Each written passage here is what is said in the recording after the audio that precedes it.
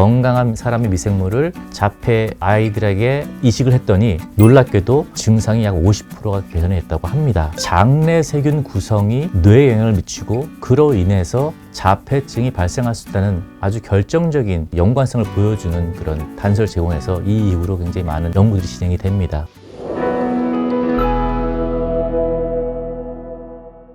안녕하세요. 세균으로 세상을 설명하는 조용근 연구소 김석진 소장입니다. 자폐증이 요즘에 많이 늘고 있다고 합니다. 주변에도 있을 수 있지만은 요즘엔 자폐 스펙트럼을 가진 분들을 소재로 해서 드라마나 영화 같은 것들이 만들어졌기 때문에 익숙하기도 하는데요. 세계적으로 봤을 때 우리나라뿐만 아니라 전반적으로 자폐 스펙트럼을 앓는 환자들이 많이 증가한다고 알려져 있습니다. 오늘은 우리 몸에 살고 있는 세균과 자폐 스펙트럼 장애가 어떤 연관이 있는지를 좀 살펴보려고 합니다. 자폐에 대해서는 좀 일단 간단히 말씀드려서 자폐증이라고 이전엔 불리다가 지금은 자폐 스펙트럼 장애라고 불린 이유가 자폐증은 딱 하나의 어떤 상태를 어떤 문제로 정의하기 힘들고 다양한 스펙트럼의 형태로 존재한다는 거기 때문에 그렇게 이름이 바뀐 거로 이해하고 있고요. 그래서 일반적으로 사회적으로 필요한 공감 능력이라든지 커뮤니케이션 능력 여러 가지 어떤 그런 분들이 문제가 있는 발달 장애를 이야기하는데 핵심은 뇌 발달 장애라는 데서 출발하는 게 맞을 것 같습니다. 뇌는 다른 장기랑 다른 점이 있습니다. 아버지로부터 정자와 어머니로부터의 난자가 만나서 수정체가 되고 이것이 분열하면서 점점 커지면서 다양한 기관들이 되죠. 그래서 심장이 만들어지고 간이 만들어지고 그리고 뇌도 만들어집니다. 우리가 세상에 태어날 때쯤 되면은 이미 대부분의 장기들은 완성이 되어 있습니다. 기능적으로. 예를 들어서 심장을 살펴보죠. 비록 사이즈 작지만은 태어난 아기의 심장은 온전한 형태를 갖추고 있습니다. 그러면서 성장을 하면서 좀 더 사이즈가 커지고 힘도 커지고 하겠죠. 하지만은 그 기능적인 자체, 구조 자체는 변하지 않습니다. 폐도 그러하고 간도 그러하고 동일합니다. 하지만 예외가 있습니다. 뇌는 다릅니다. 뇌는 출생 전에도 계속적으로 성장을 하지만은 출생한 후에 오히려 더 다이내믹한 일들이 벌어집니다. 예를 들어서 제가 논문을 보여드릴 텐데요. 태어나기 전에도 신경들이 만나서 시냅스를 형성하지만은 태어난 이후에 오히려 더 왕성하게 시냅스가 만들어지고 이 성장기 때 피크를 이룹니다. 그 다음부터 좀 떨어지는데요. 따라서 우리의 뇌는 태어난 이후에도 계속적으로 변한다. 이 역동적으로 성장하기 때문에 태어난 이후에도 환경에 의해서 그 성장이 잘 될 수도 있고 문제가 있을 수도 있다는 면에서 다른 장기와 다르게 뇌는 특별하다. 이것을 꼭 기억해 주셨으면 해요. 물론 대부분의 질환이 그러하듯이 자폐 스펙트럼 장애도 이 다양한 이유가 있다고 합니다. 그게 우리가 알다시피 유전적인 요소가 있고 그리고 환경적 요소가 있습니다. 유전적인 요소가 굉장히 지배적인 질환으로 알려져 있습니다. 약 80% 정도가 유전에 의해서 설명이 가능하고 나머지 20% 정도가 환경적인 것으로서 설명이 어느 정도 되는데요. 물론 유전적인 것도 유전자를 타고났다고 해서 무조건 자폐 스펙트럼 디지즈 쪽에 들어가는 건 아닙니다. 환경적인 요소가 트리거가 돼서 유전자가 그런 문제를 일으키기도 하기 때문에 유전자가 주되긴 하지만은 환경적인 요소와 결부되어 있다라고 이해하시는 것이 중요하겠습니다. 그래서 환경적인 걸 얘기할 때는 당연히 저희 채널에서는 장내 세균을 빠뜨릴 수가 없죠. 그 자폐 스펙트럼 장애에 있는 그런 경우에는 이 장내 세균의 구성이 일반 사람과 다른 것이 잘 알려져 있습니다. 이 살펴보면은 장 상태와 이 뇌의 문제를 서로 연관지어서 연구하는 분야가 바로 gut brain axis라고 해서 뇌 장축이라는 분야가 있습니다. 말 그대로 뇌와 장이 한 축으로 연결됐다는 것인데요. 우리가 불안하면은 소화가 잘 안 된다 이런 것들 우리가 경험해 봤습니다. 하지만은 이 뇌의 상태가 장에 영향을 주는 것뿐만 아니라 장 상태가 또 뇌에 영향을 준다. 그래서 양방통일이라는 것이 이 연구 분야의 키 메시지인데요. 장 신경계로 얘기하는 enteric nerve system. 실제로 우리 중추신경계가 있기 전에 옛날에 존재했던 가장 원시적인 오래된 그 뇌이기도 합니다. 그래서 현재는 제2의 뇌라고 불려지죠. 그래서 중추신경계가 제1의 뇌고 장신경계를 포함한 이런 것들을 제2의 뇌라고 얘기하는데 엄밀히 따지면은 이 뇌보다 먼저 세상에 있었기 때문에 더 원조에 가깝다. 그리고 인류가 존재하기 전부터 추적해서 올라가 보면은 가장 기본적인 생명체는 외부 자극에서 반응을 어느 정도 하고 그 다음에 먹고 소화하는 기능이 가장 중요하지 않겠습니까? 그래서 이 되뇌가 있기 전에 이미 장에 있는 그 신경계가 생존에 가장 중요한 것이었고, 그리고 그들은 당연히 음식물과 가장 밀접해 있는 존재이기 때문에 장 신경계는 장에 들어온 음식물뿐만 아니라 장에 살고 있는 세균들과 긴밀하게 커뮤니케이션 했다라고 봤을 때 장 환경이 우리 그 뇌에 영향을 미친다는 것은 상식적으로 유추가 가능한 영역이기도 합니다. 또 이런 부분도 있어요. 행복 호르몬이라고 얘기하는 세로토닌 잘 아시죠? 실제로 세로토닌은 여기서도 분비가 되지만은 우리 몸에서 형성하는 약 90%의 세로토닌이 장에서 만들어집니다. 그리고 장에서 만들어지는 세로토닌이 장내 세균 구성에 영향을 많이 받는다는 것은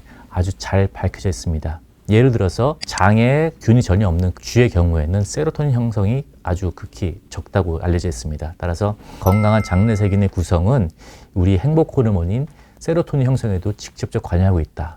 이 또한 장뇌축, 그러니까 장과 뇌가 연결됐다는 것을 뒷받침해주는 중요한 단서이기도 합니다.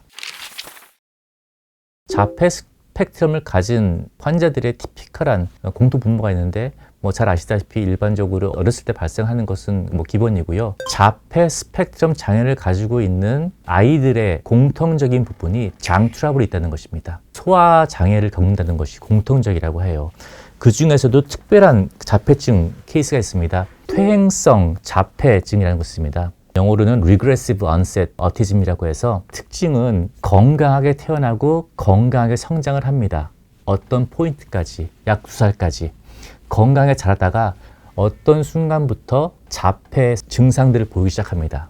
연구에 보면은 티피컬하게 예를 들어 가지고 2살 전에 중이염에 걸려서 항생제를 많이 오래 복용한 케이스가 주로 있다고 해요. 장기적인 항생제 섭취 후에 설사가 발생하고 심각한 설사가 또 오랫동안 지속되는 그런 경험을 한다고 알려져 있고요. 항생제를 먹고 설사를 심하게 겪은 다음에 서서히 자폐 증상이 일어난다고 합니다. 그래서 학자들이 그런 가설을 세웠어요. 항생제 때문에 장내 유익균이 감소하고 장내 유익균의 감소는 즉 장내 유해균을 증가시키고 유해균이 만들어낸 독소가 뇌에 영향을 줘서 혹시 문제가 발생하지 않을까. 이런 가설을 가지고 2000년에 샌들러 박사라는 분께서 연구를 하고 논문을 내렸는데요. 자폐 증세를 가지고 있는 11명의 아이를 대상으로 실험을 진행했다고 해요. 밴코마이신이라는 항생제를 약 12주간 섭취시켰습니다. 밴코마이신의 특징은 흡수가 잘 안 된다고 알려져 있어요. 그래서 먹었을 때 장애인 효과를 주지만은 체내 흡수가 많이 안 되기 때문에 그나마 안전하게 쓸 수 있는 그런 항생제이기 때문에 선택을 했고요. 그래서 이거를 12주 동안 섭취했을 때 실제로 거의 모든 아이들에게서 자폐증으로 인한 그런 증상들이 개선되는 효과를 관찰할 수 있었습니다. 지금 여러분께서 보시는 논문이 바로 그건데요. 이 베이스라인이 항생제 밴코마이신을 먹기 시작한 것이고 먹으면서 점점 스코어가 좋아집니다. 이 삼각형의 피크를 보시고 때가 이제 12주가 지나서 더 이상 항생제를 복용하지 않는 그 상태가 되는 거고요. 그 이후에 약 2개월부터 8개월까지 아이들을 관찰했다고 합니다. 그런데 안타깝게도 한 명을 제외하고는 다시 점점점 옛날의 상태로 돌아가겠죠. 그래서 이 효과가 오랫동안 지속되지 않았다라는 논문을 2000년에 발표하게 됩니다. 이 샌들러 박사의 논문은 장내 세균 구성이 뇌에 영향을 미치고 그로 인해서 자폐증이 발생할 수 있다는 아주 결정적인 연관성을 보여주는 그런 단서를 제공해서 이 이후로 굉장히 많은 연구들이 진행이 됩니다.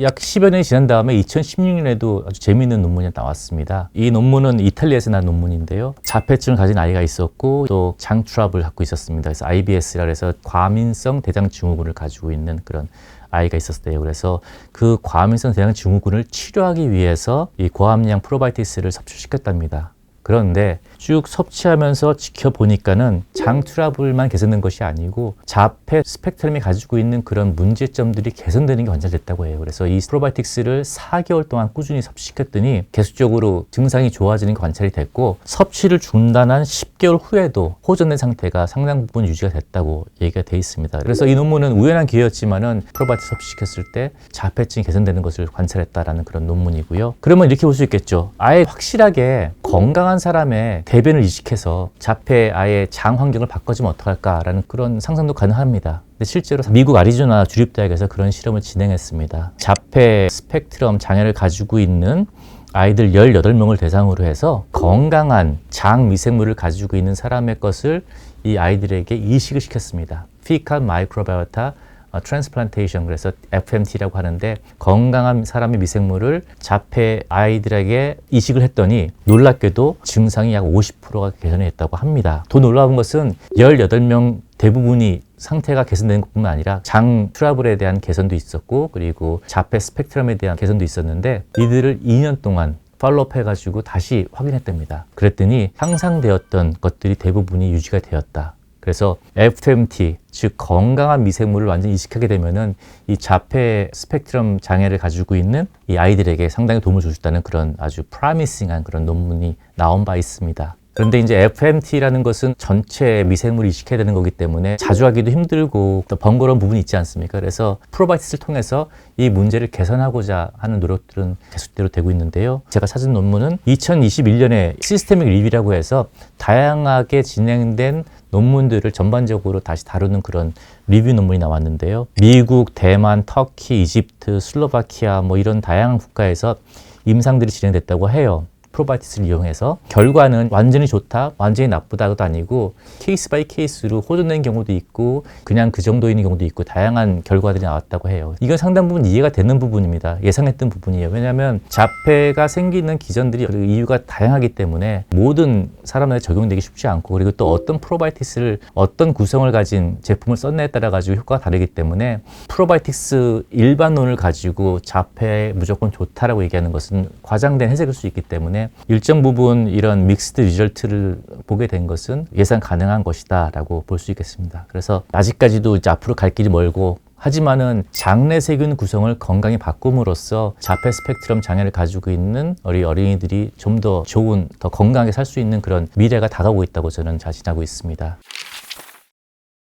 그러면 지금 우리가 할 수 있는 게 무엇인가라는 부분에 귀결할 수 있는데요. 마이크로바이옴, 장내 세균 구성을 건강하게 바꾸는 것이 중요하겠죠. 식단이 바로 그것인데요. 식단 조절은 자폐 스펙트럼 장애를 가진 아이들을 치료하는 데 있어서 매우 중요한 부분 중에 하나입니다. 지중해 다이어트, 메디터레이니안 다이어트를 해서 이 실제로 지중해 다이어트를 임신 중간에, 임신 기간 동안에 했을 경우에 신경 발달 장애 26%가 예방 감소가 됐다고 알려졌습니다. 신경 발달 장애는 어티즘을 포함해서 말씀드리는 것입니다. 그래서 엄마가 임신 중에 식단을 잘 관리하는 것만으로도 자폐 스펙트럼 장애를 가진 아이가 태어날 수 있는 확률을 줄일 수 있다는 것을 봤을 때 음식을 통해서 얼마나 많은 부분들이 개선될 수 있는지 가능성을 보여주기도 합니다. 지중해 다이어트는 일반적으로 염증을 낮춰주는 것으로 잘 알려져 있어요. 장벽막 강화를 통해서 장을 튼튼하게 만들어서 나쁜 것이 몸에 들어오지 않고 약게 뇌로 가지 않게 해준다는 면에서 봤을 때는 그 기존의 설명이 가능할 것이고 또 지중해 다이어트는 섬유질이 많이 들어있습니다. 그래서